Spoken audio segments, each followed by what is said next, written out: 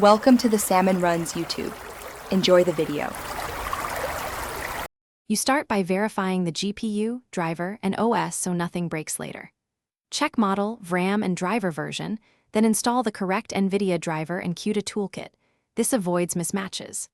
Once done, set up SSH key access and ensure you have sudo rights, plus open required ports in the firewall. Finally, install a container runtime like Docker or Podman to isolate workloads and make deployments repeatable and safe. You now prepare the runtime and environment for your workload. Create a Conda environment or virtualenv and pin versions to avoid surprises. Then build or pull a GPU-enabled container image and run it with NVIDIA Container Toolkit or an equivalent runtime.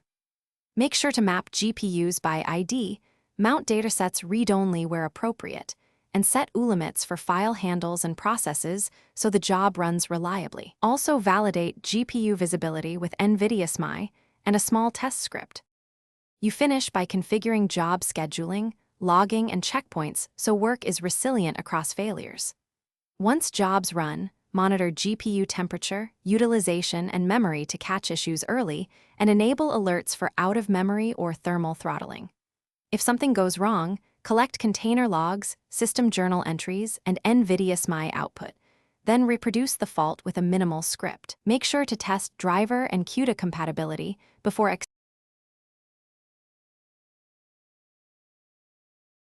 Thanks for watching. Consider subscribing if we helped you.